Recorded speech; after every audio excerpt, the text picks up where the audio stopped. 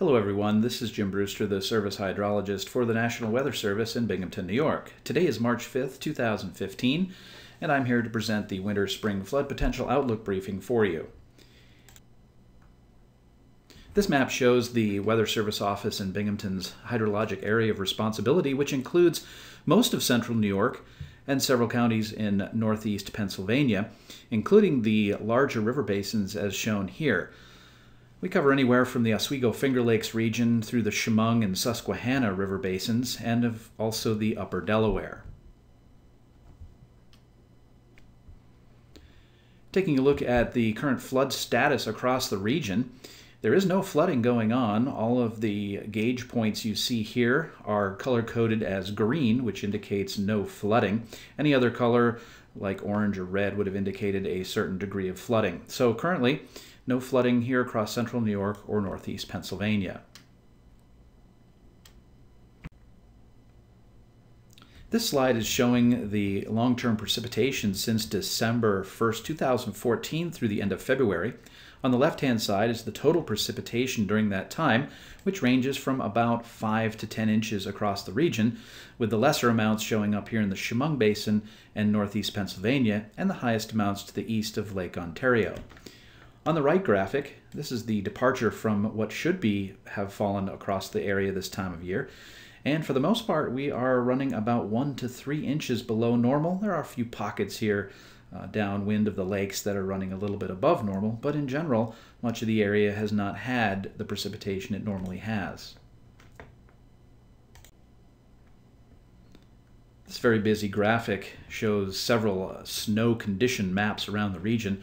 Let's start with the upper left-hand side, which is just the total snowpack depth. And it ranges generally from these orange shades, which are about 1 foot of snow cover. Some of the valleys here from Corning down to Scranton and Wilkes-Barre actually have under 1 foot of snow. Up through much of the region experiencing between 20 and 30 inches of snowfall. And the Tully Highbergs and parts of the Catskills actually are approaching 3 feet of snow cover, as well as east of Lake Ontario where there's 3 to 5 feet of snowpack. There's another area which doesn't have quite as much snow as the rest of the region. That's here in the upper Delaware Valley. But generally we are well above normal for early to mid-March in snow cover. On the upper right-hand side, I should say, we're looking at what water is locked up in the snowpack, and generally we're ranging from about 2 to 4 inches here in the Chemung and North Branch in Pennsylvania of the Susquehanna to 4 to 6 inches on average throughout much of central New York, and there are pockets, again, in the Tully Highbergs where all that snow was, and to the east of Lake Ontario in northern Oneida County, where there may be as much as 8 inches of water trapped in the snow, which will become important here later on as it all melts out. In the lower left-hand side of the image, this graphic shows snow temperature, which is well below freezing. It's down actually in the teens to low 20s. That is the temperature of the snow. So we have a long way to go to raise the temperature of the snow before it melts. And that's actually a good sign in case we get a warm up or some rain. We'll still have plenty of room to hold that rainfall before the snow melts out. And again, on the lower right-hand side of the slide, this is the snow density. And we're only showing about 15 to 20% density of the snowpack. So again, it's not ripe and it's not ready to melt. So there's actually plenty of room and plenty of time before we lose that snowpack. This slide here shows the snow water equivalent return period. And all that means is if we have 4 to 6 inches of water equivalent in the snow, as I showed you in the previous slide that we do, there's about a 10% chance every year of getting that. So our water equivalent in the snow is above normal, but it's not exceptional. There's certainly plenty of water there to come out into the rivers, but it could be worse.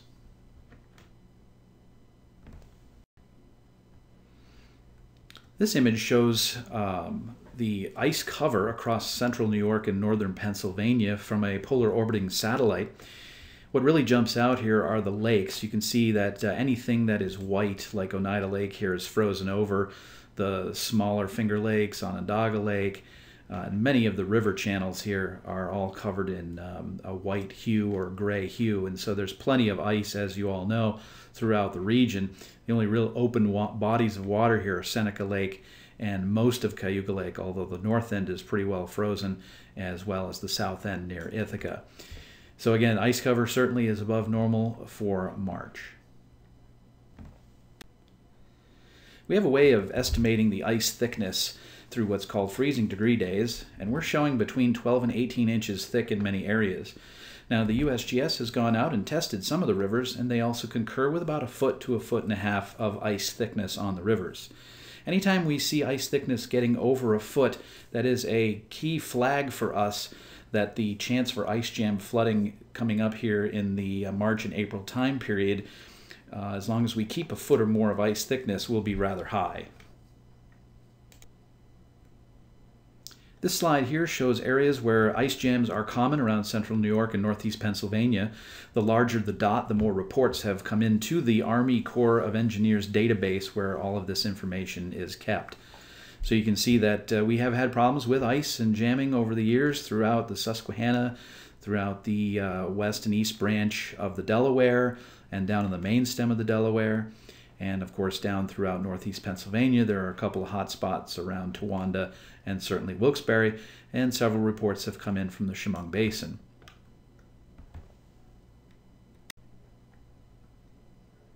Here is the 28-day average stream flow compared to seasonal history for New York and Pennsylvania. These are showing USGS stream gauges around the region. Anyone that is not color-coded is generally showing normal flow, and anyone that is an orange or a red hue is actually exhibiting below normal flows. So in general, across the area, we're either normal to below normal on area stream flow, which as we head into the spring thaw is a good sign. There's plenty of room for the rivers to at least handle some of the water flows as we start off the melt. Soil conditions, as one can expect, are frozen across the region. The frost depth here at National Weather Service Binghamton is about 20 inches, and for this time of year, that is still pretty deep.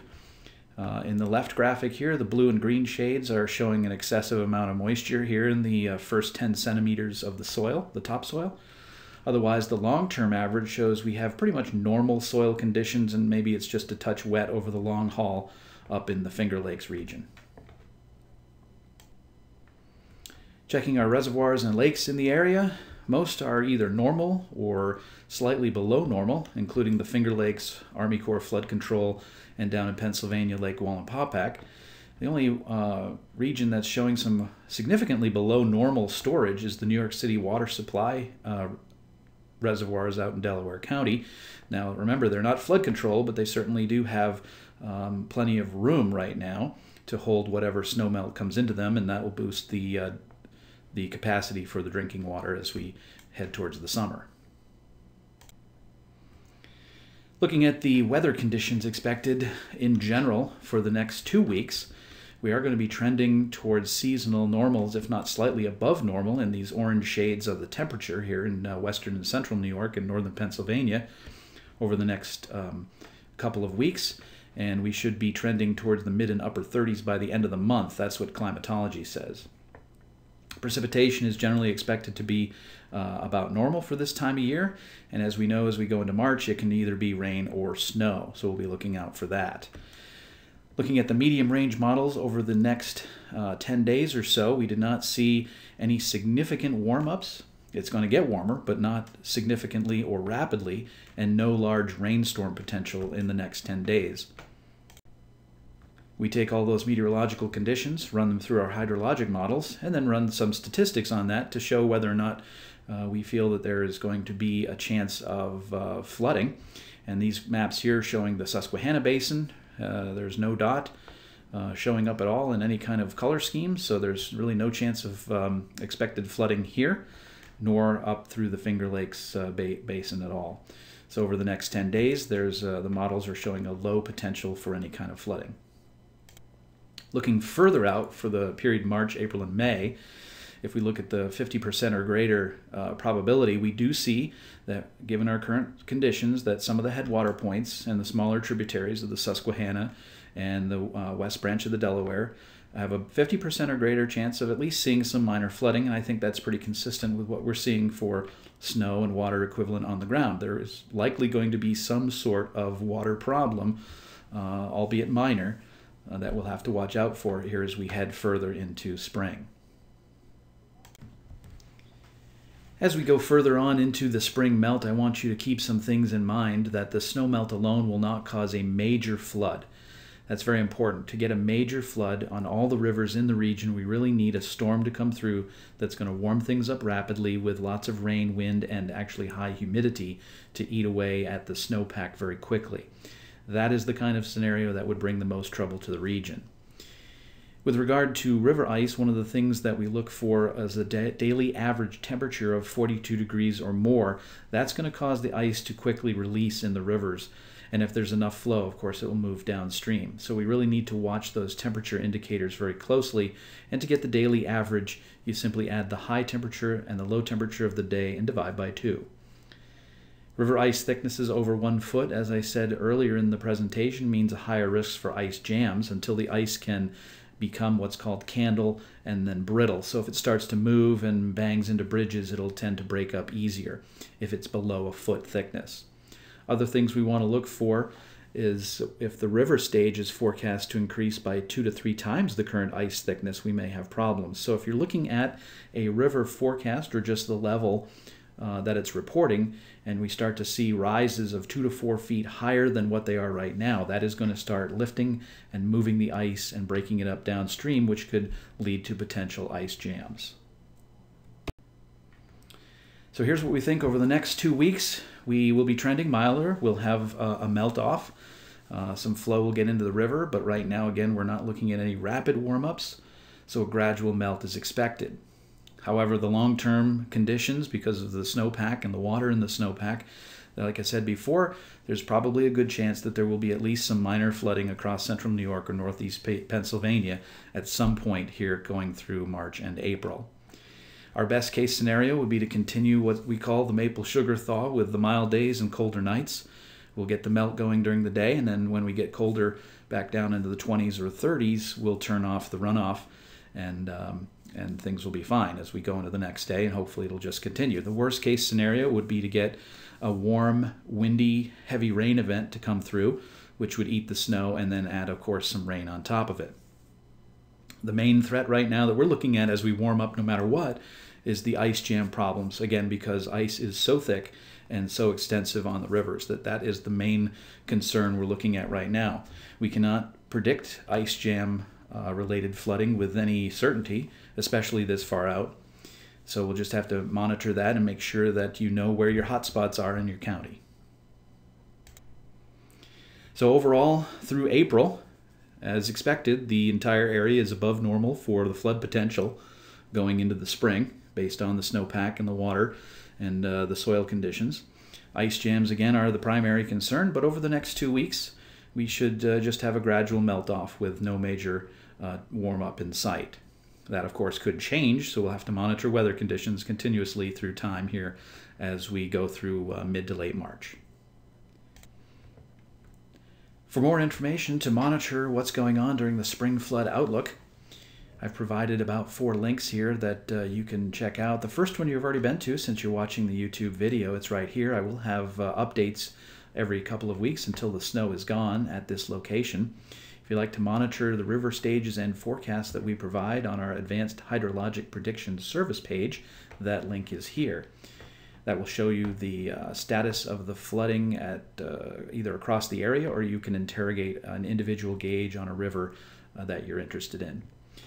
If you'd like to receive a text alert when a river gauge goes above a certain level, the USGS has a great website called Water Alert. You can register there and choose a gauge or two that if it reaches, say, the flood stage, it will text you that information, or perhaps you know an elevation at your location that you may need to move some belongings. And when the river reaches that or 1 or 2 feet below it, you could set that threshold and it would send you a text alert when the gauge has crossed that. It's a really neat feature.